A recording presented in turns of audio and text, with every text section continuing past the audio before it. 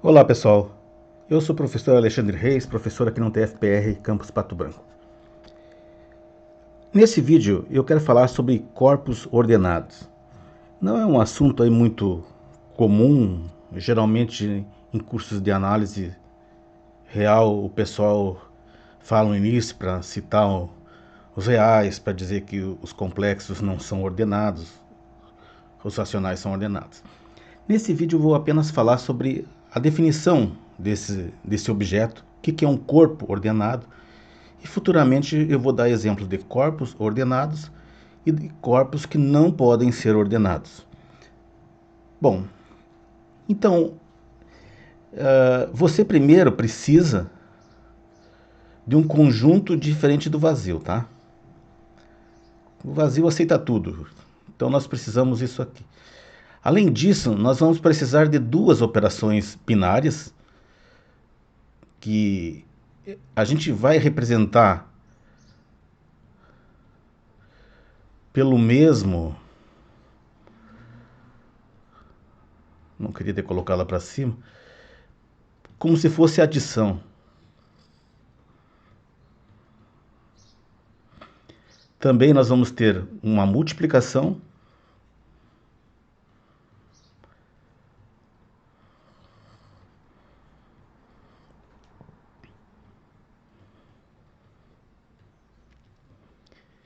AB.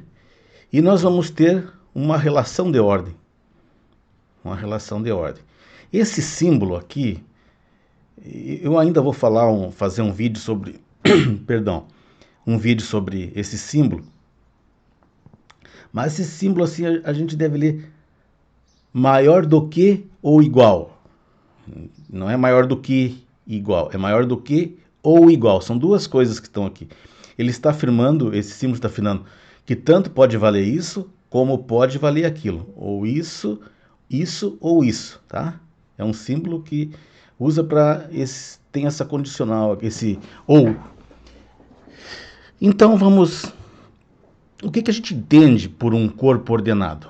Um corpo ordenado vai ser o que as pessoas chamam de quadrupla, que vai ter esse conjunto, duas operações binárias que estão definidas no conjunto, e mais essa relação de ordem aqui. Para simplificar e não precisar indicar outro lugar, eu vou já colocar os axiomas da relação de ordem aqui também, para ficar tudo completo. Então, que axiomas essas operações têm que satisfazer?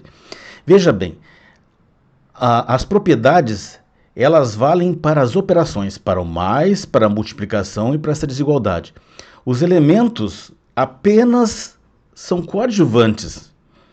Quando nós estudamos na escola elementar, parece que o foco é muito nos elementos e as propriedades são esquecidas, uma vez que escrever uma letra no quadro invocar alguma coisa maligna. Então nós temos que...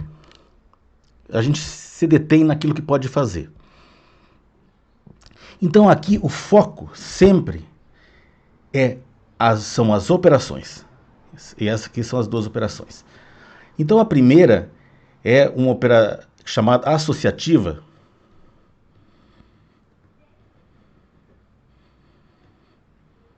que é a forma que nos diz como podemos colocar parênteses. Então, para o mais, a gente pode fazer x mais y mais z, e nós podemos deslocar, digamos assim, o parêntese. Os parênteses. E a multiplicação tem um parecido, que é esse aqui, ó.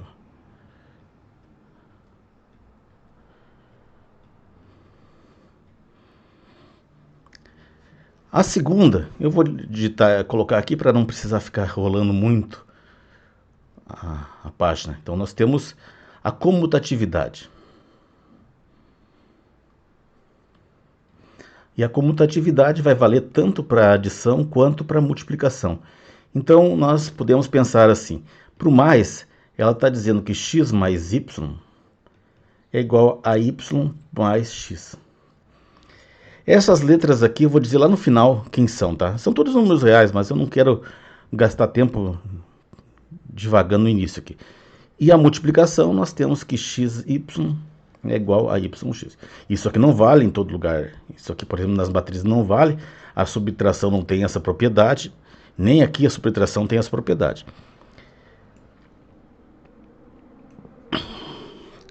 Daí, o que que nós temos? Nós temos o elemento neutro. Opa, o terceiro aqui, né? Terceiro. O elemento neutro. E o elemento neutro, ele existe tanto para adição quanto para multiplicação. Para adição, ele é o famoso zero, né? X mais zero é igual a x. Esse então é o elemento neutro. Eu vou só falar que só existe um, a gente pode provar isso. Num dos vídeos que eu já gravei no canal aqui há algum tempo, eu provei que isso é verdade. E da multiplicação é 1.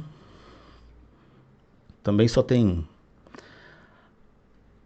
Agora nós vamos para o elemento oposto, perdão, o elemento inverso. Bom, existe duas formas de dizer isso. O inverso multiplicativo, o inverso aditivo. Então, eu vou falar elemento inverso.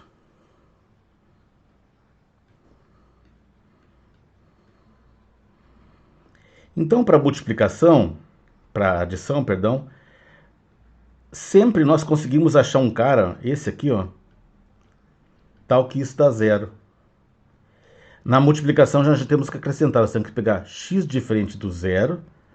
Então, sempre existe um cara, que eu chamo de x na menos 1, que dá 1. Olha só, os elementos neutros da multiplicação e da adição, eles aparecem aqui de novo. E esse cara aqui é o cara que leva, aquilo que precisamos acrescentar a x para dar o elemento neutro da adição. Também todos esses caras são únicos, esse é único e esse também é único. Então nós já falamos em várias coisas. Agora tem uma propriedade que eu vou, é a 5. A 5 é a mais importante lá, se a gente pudesse regressar na quarta, quinta série, porque ele diz que é a distributividade.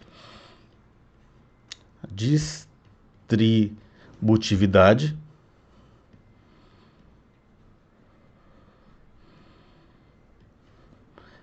da multiplicação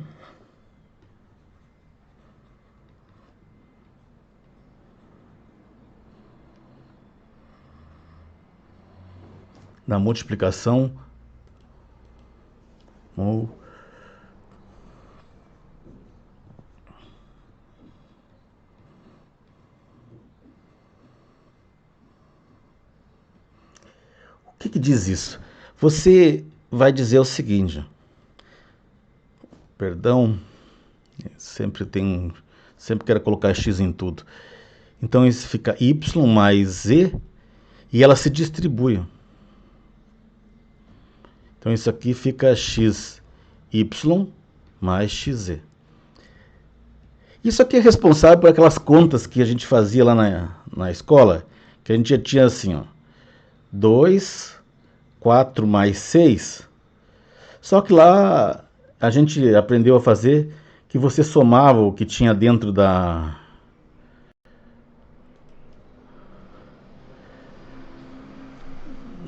dos parênteses, e fazia a conta.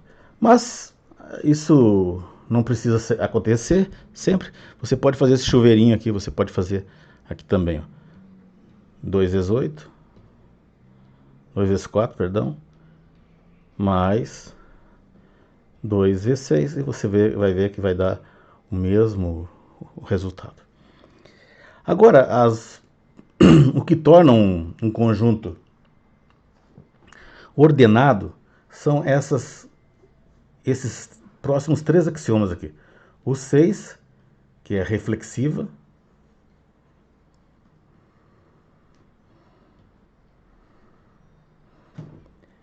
Esse está dizendo que o x se relaciona com x segundo essa relação.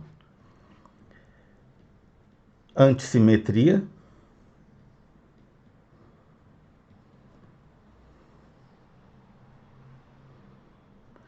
A antissimetria vai dizer o seguinte, que se o x se relaciona com y e y se relaciona com x, então eles são iguais.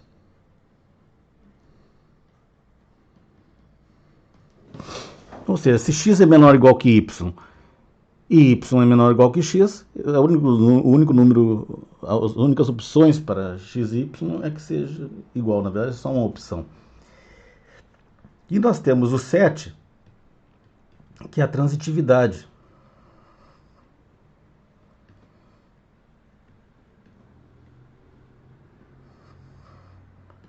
A transitividade diz o seguinte, que se o x, eu já vou falar menor ou igual do que y, e y é menor ou igual do que z, então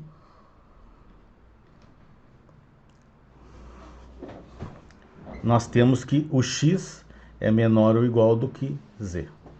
Se você quer um exemplo, eu vejo assim, 2 é menor ou igual do que 4, e 4 é menor ou igual do que 6.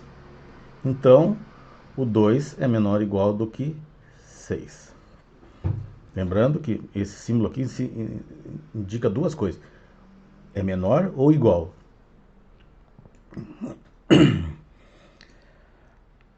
Agora nós temos uma outra que diz o seguinte, que sempre dado dois números, sempre vai haver um deles vai estar relacionado com o outro. Então, se x, y pertence a k, então nós vamos ter que x é menor ou igual do que y, ou y é menor ou igual do que x. Sempre vão ter que estar relacionados. E finalmente nós temos as compatibilidades, que digamos assim, se eu tenho 3 operações, elas têm que conversar entre si. Por exemplo, aqui foi a vez da adição e a multiplicação conversarem. Agora está na hora da compatibilidade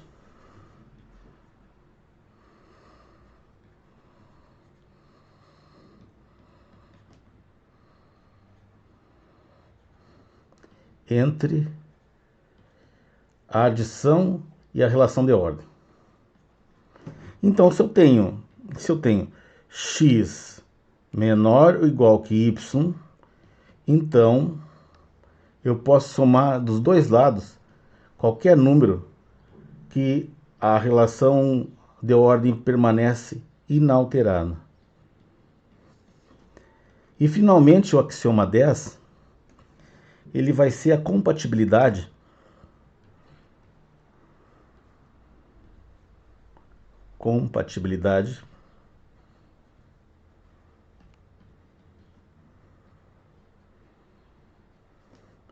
entre a multiplicação e a relação de ordem. Então, se eu tenho aqui, se x for maior ou igual que... Perdão, a relação é do outro lado. Se x é menor ou igual que y, e agora nós temos que colocar uma condição aqui.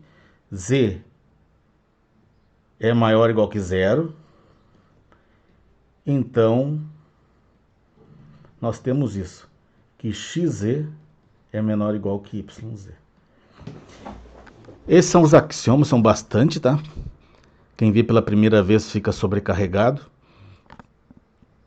Mas quem vai estudando vai pegando um pouco de um pouco de outro, e depois estuda uma separado, e no final junta, isso não parece tão um fardo muito grande. Então os exemplos são, eu vou deixar escrito aqui na parte inicial, são os reais. Então,